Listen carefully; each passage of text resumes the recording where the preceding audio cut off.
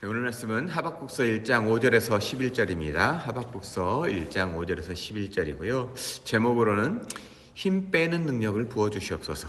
힘 빼는 능력을 부어 주시옵소서라고 하는 제목입니다.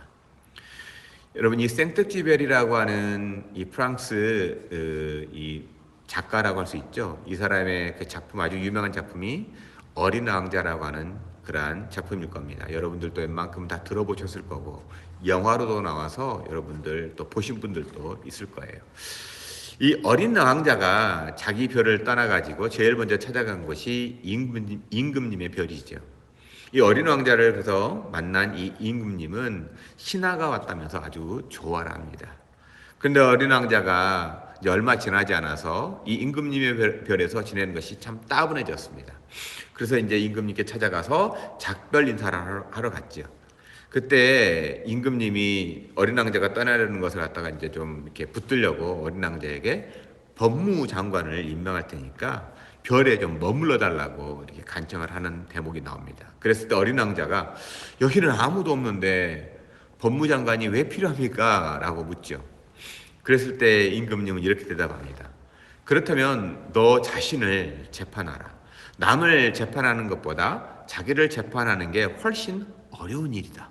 만약에 내가 훌륭하게 자기를 재판할 수 있다면 그것은 내가 참으로 현명한 인간이기 때문이다 라는 말을 합니다. 여러분, 그렇습니다. 사람에게 있어서 자기 스스로를 정직하게 바라볼 수 있는 능력, 일명 자기 객관화를 할 수 있다면 이건 이제 어른이 되어간다고 하는 증거일 거예요. 그래서 우리는 일상을 살면서 수많은 사람들과 수많은 이야기들을 주고받으면서 살아가죠. 그런데 정작 자기 자신과는 얼마나 이야기를 주고받으면서 살아가고 있습니까? 내 자신과 얼마나 많은 이야기들을 주고받습니까? 여러분이 자기 자신과 이야기한다고 할 때, 이건 자기 자신과 이야기한다고 할 때요, 뭐 이렇게 중얼중얼 거리면서 좀 이리저리 방황하는 마치 정신이 없는, 아니, 정신이 가출한 분 같은 행동이 아니라 스스로 자기 자신을 좀 대면하고 자기 안에서 들려 나오는 이야기에 귀를 기울여 본 적이 있는가 하는 거예요. 나와 이야기한다고 하는 것은요, 내 삶을 돌아볼 줄 알고 내 현재의 자리를 바라볼 줄 알면서 내 자신이 어떠한 존재인지를 내 자신에게 이야기해 줄 아는 그러한, 또한 내 자신이 어떠한 이야기를 하는지 듣는 귀가 있는 사람인 거죠. 이런 사람들이 보통 이제 자라간다고 하고 어른이 되어간다고 하죠. 어린아이들에게 있어서 자기 객관화는 굉장히 어려운 이야기죠. 자기 스스로를 어떻게 바라보는지는 참으로 어려운 이야기입니다. 꿈이 많고 생각이 많기 때문에 그럴지도 모르겠고요. 아니면 자기 객관화하는 능력이 아직은 덜 발달됐는지도 모르겠어요. 뭐 뇌과학을 좀 봐야겠지만.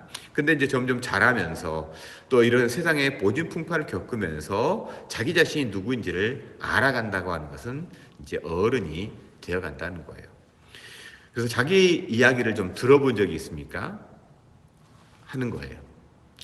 마치 이게 이런 거라고 할 수 있죠. 일을 마치고 이제 집에 돌아가는데 갑자기 가다가 이렇게 차가 부딪혔어요. 그래서 범퍼가 막 찌그러졌습니다. 그랬을 때 나의 반응이 어쩌는 거예요. 범퍼가 막 탁 부딪혀가지고 내가 뭐 사고를 낼 수도 있고 사고를 당할 수도 있겠죠. 그랬을 때 내 안에서 들려오는 나의 이야기. 어쩐지 요새 조금 좀 편하다 했어. 아이고, 또 돈 들어갈 일이 생기네. 요즘 뭐 돈이 좀 들어온다 싶더니 아이고, 내 팔자에 무슨 재물은 재물. 뭐 이렇게 반응하고 있는 내 자신의 목소리. 여러분 혹시 뭐 저만 그러한 이야기를 할까요? 아니면 어휴, 정말 큰일 날 뻔했네. 차가 범퍼가 찌그러져서 그렇지. 내 몸은 안 다치고 얼마나 다행이야. 몸만 차만 돈이야 뭐. 죄송합니다. 돈 들어가는 거, 돈보다 내 몸이 더 중요하지. 역시 행운은 나의 편이야. 이렇게 반응하시는 분들이 있습니까? 그렇게 반응하는 분들도 있더라고요. 그러면 어느 분이 자기 자신과의 사이가 좋은 분일까요? 내 자신과 어떤 분이 사이가 좋은 분일까요? 아마 후자일 거예요. 이처럼 자기 내면에서 들려온 소리에 대해서 아, 내가 이렇게 반응하고 있구나를 알아채는 것을 내 안에서 들려오는 소리를 듣는다고 하는 겁니다. 이 소리를 듣고 지혜로운 사람은 자기 자신의 반응에 대해 부인하고 모른 체 하는 것이 아니라 아, 내가 그런 사람이네 라고 인정하는 거예요. 그래야 내 자신을 사랑할 수 있고 자기 스스로를 분명하게 재판할 줄 아는 사람이라고 할 수 있는 거예요. 내가 어떤 부분을 고쳐야 되겠구나. 내 어떤 부분이 생각의 이 시스템이 생각이 이렇게 다이나믹하게 돌아갈 때 어떻게 내 생각의 흐름이 흘러가고 있구나라는 걸 갖다가 내가 스스로 캐치해낼 수 있고요. 그리고 그걸 갖다가 조금이나마 개선시켜 나갈 수 있는 것. 이것이 바로 어른이 되어가는 과정이라고 할 수 있고 어른됨이라고 할 수 있을 거예요. 그래서 이 한 문장을 우리는 영원한 명제라고 할 수 있는 내 자신을 알라. 국어 선생님의 버전은 이거죠. 내 주제를 알라. 수학 선생님의 버전은 내 분수를 알라겠죠. 그러면 여러분 심리학자들은 뭐라고 할까요? 네 마음을 알라라고 하겠죠. 내 자기 자신을 알 때 사람은 자기에서 자유롭게 되는 거예요. 자기 자신에서 자유롭게 된다는 거예요. 이 자유롭다는 것은 방종이 아니에요. 아무렇게나 내 마음대로 한다는 게 아닙니다. 세상을 바라보는 관점이 내 중심이 아니라 이제는 하나님의 관점으로 바라보게 된다는 거예요. 우리 그리스도인들에게 있어서는 내가 자유롭다는 것은 내 눈, 내 생각, 내 마음대로 하는 게 아니라 하나님의 눈으로 바라볼 수 있는 눈이 갖게 된다는 거죠. 예수 그리스도의 마음으로 세상을 바라볼 수 있는 것. 이걸 갖다가 자유롭게 된다는 겁니다. 이것이 창세기 하나님께서 사람을 만드신 원래 목적으로의 회복하는 자유인 거죠. 저는 이 매주 넷플릭스를 통해서 방영되고 있는 최강 야구라고 하는 예능 프로그램을 매주 한 번씩 꼭 봅니다. 근데 10여 분 되는 이 최강 그 야구의 쇼츠가 유튜브에 올라와 있더라고요. 뭐 지난주에 보니까요. 유튜브에 있어서 좀 봤습니다. 최강 야구를 시작했을 때는 이승엽 선수가 이제 감독으로 있으면서 있었는데 좀 바뀌고 뭐 김성근 감독님이라는 분이 이제 거기 나와 있는 그 선수들을 이렇게 코칭을 하는데 타격을 이렇게 공 치는 그 뭐죠 코칭을 하는데 어떤 친구에게 갑자기 머리 박으라고 그러더라고요. 그래서 제가 깜짝 놀랐어요. 아야 이거 나이 좀 있으신 분이 뭐 군기를 잡나? 예능 프로그램인데 머리 박으라고? 무슨 뭐 군기를 잡는 거야? 갑자기 군대 생각이 나는 거예요. 머리 박아 선임들이 막 그럴 때가 있잖아요. 뭐 군대 갔다 오신 분들은 알 거예요. 어느 날 갑자기 뭐 좀 이렇게 선배들이 선임들이 이렇게 기분이 나쁘다 그러면 뭐 후임들 대놓고 막 군기 잡는다고 머리 박으라고 하는. 그런가 하고 깜짝 놀라서 봤어요. 근데 그게 아니라 타격을 할 때 공을 이렇게 딱 야구 선수가 칠 때 고개를 쳐들지 말라는 거예요. 고개를 쳐들지 말고 머리를 숙이고 이 공을 끝까지 바라보고 타격하라는 거예요. 그런데 그게 야구에서뿐만이 아니거든요. 전 테니스를 좋아하기 때문에 테니스도 그래요. 테니스도 고개를 뻣뻣이 쳐들고 테니스를 치지 않아요. 고개를 쳐박고 공이 오는 걸 보면서 그다음에 라켓을 가지고 공을 딱 치는 거죠. 축구는 어떤가요? 축구 선수들이 축구할 때 내가 목표 지점을 보고 공을 찰까요? 공을 찰 때는 언제든지 고개를 쳐박고 공을 보고 그 다음에 발로 차는 거거든요. 여러분 골프는 어떻습니까?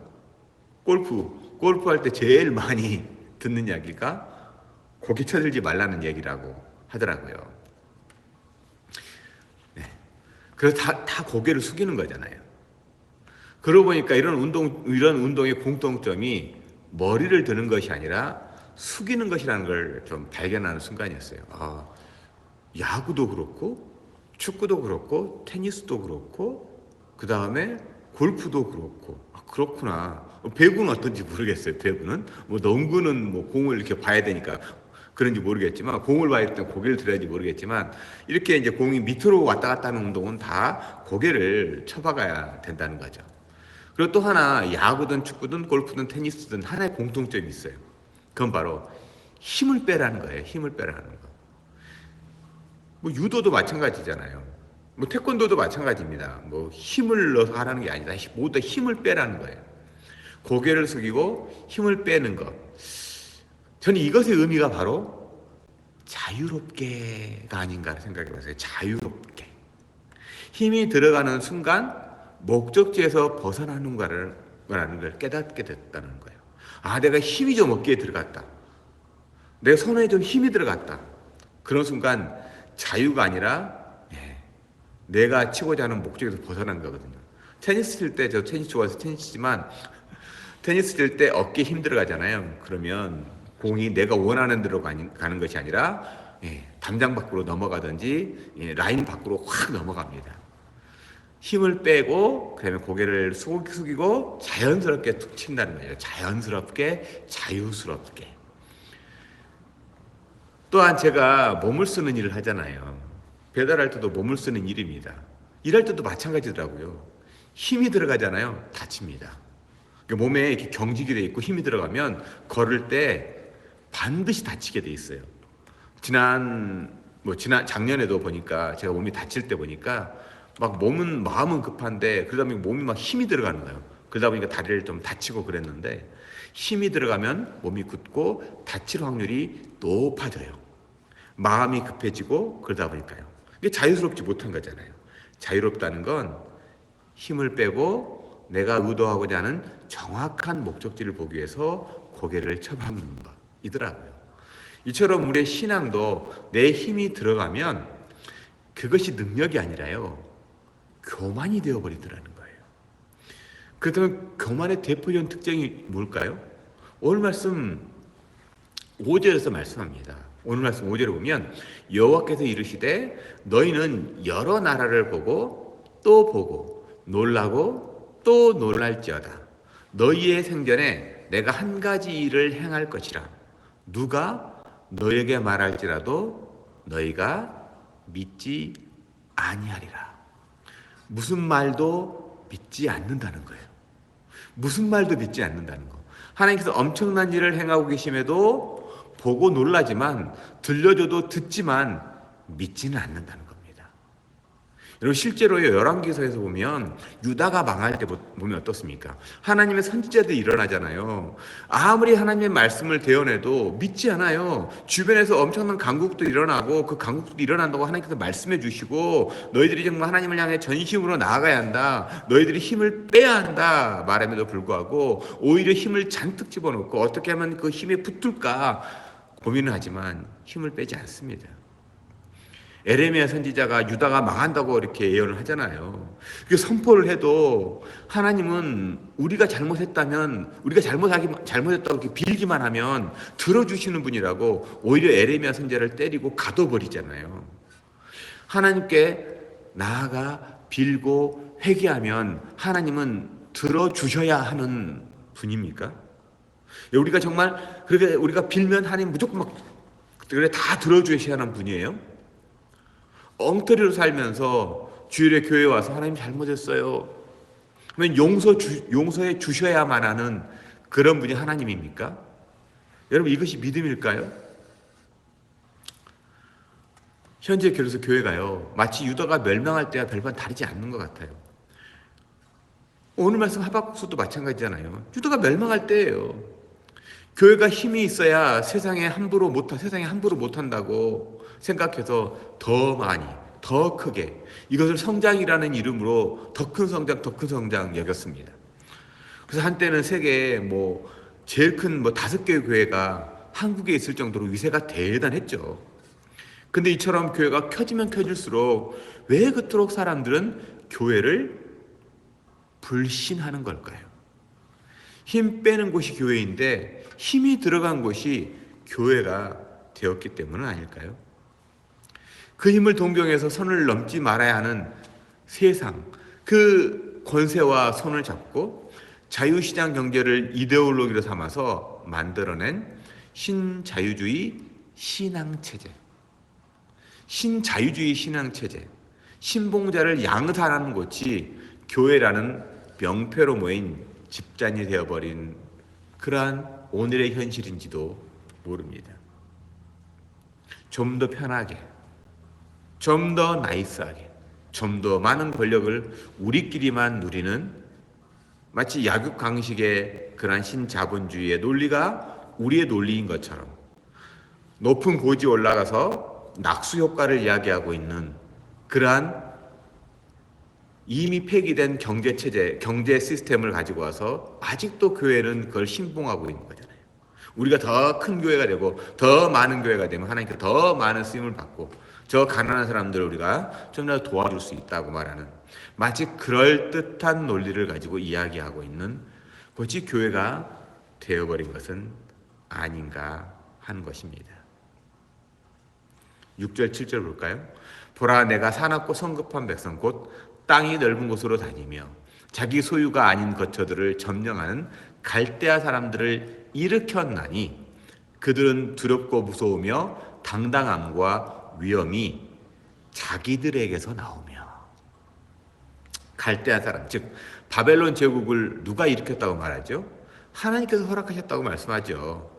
그리고 이들의 대표적인 특징이 뭐라고 이렇게 설명하고 있습니까? 무섭고 두렵고 무서우며 당당함과 위엄이 자기들에게서 나오네요. 자기 잘난 맛에 살아가는 사람들이라는 거죠. 자기 자신에서 위엄과 당당함이 나온다고 여기는 사람들이라는 거죠. 이처럼 자기 자신에게 위엄과 당당함이 나온다고 믿는 사람의 대표적인 특징이 있다면 뭘까요? 이런 사람들의 대표적인 특징은 화려하게, 겉은 화려하게 치장하는 거 아닙니까? 진시황이 자신의 위엄을 드러내기 위해서 70만 명의 노역자들을 동원해가지고 자기 무덤을 만들겠습니다. 이집트 파라오는 피라미드를 만들었잖아요. 피라미드는 무덤을 만들었습니다. 화려하게, 크게 만들었죠. 치장하는 것, 겉으로 드러나는 것이 자기를 드러내는 것이라고, 위엄을 드러내고 당당함을 드러내는 거라고 믿었는지 모르지만 결국 한 줌의 재로 날아가 버리는 것이 인생이라는 것을 역사는 교훈하죠. 근데 안타까운 것은 하나님께서 이것을 믿지 못하게 하셨다는 말처럼 저주스러운 구절도 없을 겁니다. 자연과 역사를 통해 지식은 있어요. 우주를 날아가고 요즘에 제임스 웹, 제가 이제 페이스북을 하는데 제임스 웹 그 망원경으로 우주를 막 찍어낸 사진들을 계속 봐요. 얼마나 신묘막측한지, 얼마나 우주가 이렇게 광대한지, 얼마나 이렇게 아름다운 형형색색들이 모여 있는지 모를 정도로 정말 그 드리는 그 제임스 웹 망원경이 보여주고 있는 사진들을 봅니다. 여러분, 역사를 통해서 우리는 많은 지식들을 얻지요.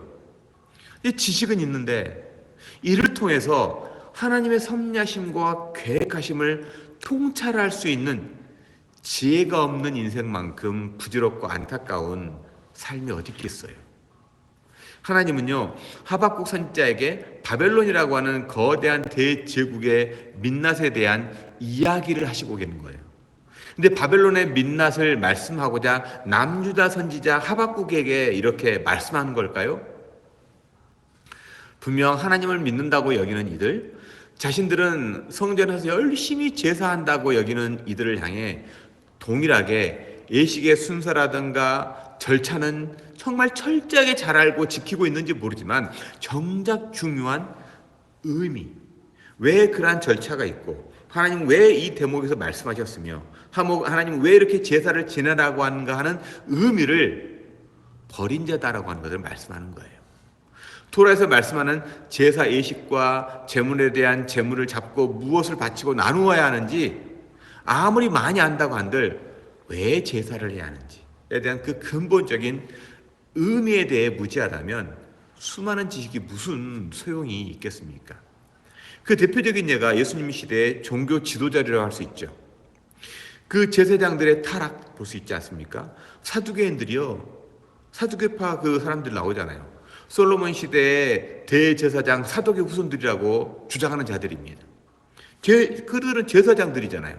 그리고 제사법, 절차에 대해서 일명 이렇게 바삭한 사람들이었지만 그 제사에 대한 의미에 대해서는 전혀 무지한 관심이 없는 사람들이었습니다. 율법학자들이나 바리새인들은 율법과 그 율법으로 인해 파생하고 있는 그 수많은 조항들에 대해서 아주 바삭한 박사들이었습니다. 하지만 정작 율법이 가리키고 있는 메시아에 대해서는 까막눈인 사람들이었던 거죠. 어쩌면 하나님께서 이들에게 내린 저주와 같은 말씀이 믿지 못하게 하셨다라는 말씀이 아닐까요? 여러분, 왜 믿지 못하게 하셨을까요? 자기 자신을 믿기 때문이라고 하는 거잖아요. 자기 자신. 삶에 힘이 잔뜩 들어가 있기 때문에 하나님의 말씀 그 어디 들어갈 틈이 없는 거예요. 눈에 들어오지도 않습니다. 11절 볼까요? 그들은 자기들의 힘을 자기들의 신으로 삼는 자들이라. 이에 바람같이 급히 지나치게 행하여 범죄하리라. 자기들의 힘을 자기들의 신으로 삼는다라는 겁니다. 자기들의 힘이 무엇을 상징합니까? 자기들의 힘이라는 건 무엇을 상징할까요? 제일 먼저 뭐니 해도 돈이 최고라고 하는 힘 아니겠습니까? 요즘으로 바꿔 말한다면 돈이 최고잖아요. 돈만 있으면 범죄를 저질러도 용서해줘야 되잖아요. 저 사람이 깜빵 가면 대한민국 경제가 아니면 어떤 경제가 안 돌아간다라고 신문 기사에 막 엄청나게 도배를 시키잖아요. 역시 돈이 최고잖아요. 보니까 얼마 전에 또 보니까 이렇게 어떤 사람이 돈을 이 사람 저 사람 막 기자들에게 막 나눠줬더라고요. 왜요? 그 돈으로 입마감하고 또한 사람들을 관리한 거잖아요. 역시 뭐니 해도 머니가 가진 힘이 최고다. 또 내가 얼마나 많이 알고 있는가 하는 지식의 힘이잖아요. 그래서 공부 많이 한 박사라고 하는 거 그것이 힘이라고 생각하는 거잖아요. 그래서 TV 나와가지고 박사 돼가지고 확 얘기를 떠들고 그러잖아요. 유전자 조작해가지고 막 했다고 나오는 꽤 오래된 얘기. 그 박사라는 사람의 이야기. 결국에는 다 사기로 끝난 거 아시잖아요. 거기에 또 죽지 않고 사는 육체에 대한 욕망이 있습니다. 그래서 가능하면 나이가 들어도 어떻게 하면 젊게 살까? 어떻게 하면 그런 거 있잖아요. 어떻게 하면 뜯어 고쳐서라도 사람들에게 잘 보일까 하는 거. 육체적 욕망에 대한 힘 아닙니까? 오늘 뉴스에 보니까 미국에서 늙었다가 다시 젊어지는 쥐에 대한 기사가 난 걸 봤습니다. 사람은 끊임없이 영원한 삶에 대해서 욕망을 합니다. 하지만 역사가 교훈하는 한 가지는 세상에 영원한 것은 하나도 없다라는 거예요. 오늘 말씀에 등장하는 갈대아 사람들을 대표하는 바벨론 제국. 얼마 못 가고 페르시아 제국에 멸망하잖아요. 페르시아 제국은 메다라고 말하는 히랍 제국에 멸망하고 히랍도 로마에게 복속이 되고 로마는 야만이라고 불리던 바발리안들에게 또한 이 동로마 같은 경우는 오스만 제국에게 결국은 망하게 되잖아요. 지난 2000년의 역사 안에서 수많은 제국들이 등장했다가 사라졌습니다. 미국도 제국이라고, 일본도 제국이었잖아요. 독일도 제국이었습니다. 영국도 제국이었고 프랑스도 제국이었습니다. 그 제국들이 100년 안의 역사에서 올라갔다가 망하는 거, 약해지는 거, 힘이 약해지는 거. 여러분 계속 등장했다가 사라지는 거 보지 않습니까?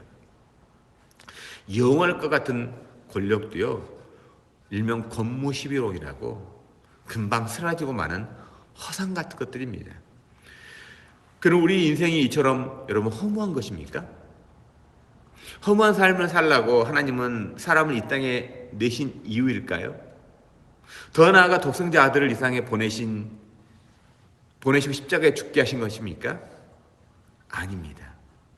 오늘 말씀을 통해서 그 힘의 근원의 원천이 과연 네가 누구를 두려워해야 되느냐? 예수님께서 말씀하시죠. 육체를 죽이는 자를 두려워하지 말고 육체와 영혼까지 멸하는 자를 두려워하라고 하는 것. 영원한 것을 멸하시는 하나님만을 두려워하라고 하는 것. 오늘 말씀을 보면 이 나라는 망한다라고 말합니다. 하지만 그 망함의 백그라운드에는 하나님의 일하심이 있다라는 걸 보여줍니다. 그리고 하나님의 그 일하심 계획 안에서 비록 나라는 망하고 흩어질지라도 결국에 모든 선지서들의 공통점은 소망이 하나님으로부터 나온다. 너희들이 이 망하는 것은 징계를 받음이고 영원한 멸망이 아니다. 너희들을 회복하기 위해서 너희들을 현재 어려움 상황 가운데 내버려 둔다 라고 말씀합니다. 그렇습니다. 우리 조국교회를 바라보면 마치 이 남유다의 멸망하는 시기와 아주 동일합니다. 그럼에도 불구하고 희망의 메시지라고 하는 것은 하나님이 인도하시고 하나님이 붙드신 사람들을 통해서 다시 한번 하나님을 열망하는 사람들로 가득 채워지길 원하신다는 거예요. 그것이 뭐 큰 교회가 큰 뭐 화려한 그 교회가 아니라는 겁니다. 남은 자들, 그루터기처럼 남은 자들을 향하여 남은 자들을 통해서 하나님의 일하심과 계획이 이루어 간다라고 하는 걸 갖다가 설명하는 겁니다. 우리에게 힘을 빼는 능력이 어디서 올까요? 우리 자신이 뭐 힘을 뺀다고 빠집니까? 결국에 오순절 그 다락방에 임한 성령의 능력이 힘이 잔뜩 들어서 예수님과 함께 같이 동행하면서 힘이 잔뜩 들었던 그 사도들을 힘을 빼고 이 세상의 현장에 나아가서 사람들에게 복음을 전할 수 있도록 해주신 그 능력이 성령의 능력 아닙니까? 그렇습니다. 우리는 우리 스스로 힘을 뺄 수 있는 능력이 없어요. 성령이 임하지 않고서는 우리는 언제나 목이 뻣뻣한 백성이요 어깨에 힘이 잔뜩 들어간 존재일 뿐이라는 겁니다. 힘을 뺄 수 있는 능력을 허락하여 주시옵소서라고 하는, 성령으로 충만케 하여 주시옵소서라고 하는 이 기도 제목만이 우리를 이 어려운 시대, 살기가 정말 팍팍한 시대, 그리스도인의 삶을 살아내기 어려운 시대에 또 유일한 소망이 되는 것을 여러분에게 말씀드리고 싶습니다. 그렇습니다. 우리가 버틸 수 있는 능력이요 우리의 힘이 아니에요. 갈 때는 바람이 많이 흔들리지만 꺾이지 않잖아요. 세상에 흡하에 흔들리지만 꺾이지 않는 이유가 언제나 흔들리면서 자유자재로 자유롭게 힘을 빼기 때문이 아니겠습니까? 그렇습니다. 우리에게 힘을 빼고 성령의 능력으로 언제나 좀 자유롭게 이 세상을 넉넉히 살아가는 저와 여러분이 되었으면 좋겠습니다. 올 한 해도 오직 성령이 우리의 소망이 되고 오직 성령께서 우리를 붙들어 주셔서 삶을 살아내게 해달라고, 정말 그 이방 사람들, 힘이 있는 사람들, 그렇게 힘을 가진 사람들을 보게 하시고 그리고 그들의 하나의 저주, 믿지 않게 하시는 하나님의 그 저주를 보면서 우리는 성령으로 말미암아 믿음의 능력을 갖게 해달라고 간구하며 우리의 힘을 빼고 한 주간을 살아내는 2023년이 되었으면 좋겠습니다. 여러분 올 한 해도요 힘을 빼는 능력을 주시옵소서라고 기도하며 믿음으로 하나님 앞에 순종하고 나아가는 저 여러분 되기를 주님의 이름으로 간절히 축원드립니다.